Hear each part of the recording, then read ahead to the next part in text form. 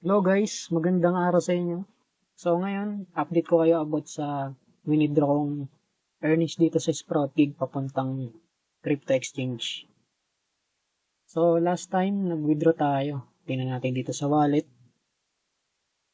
Then sa transaction, ito.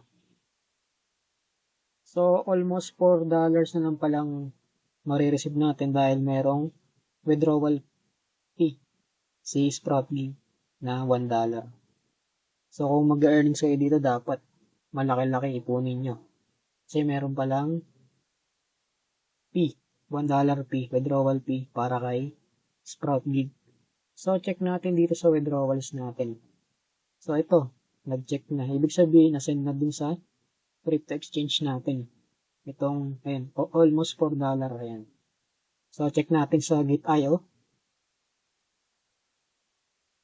Tapos sa asset.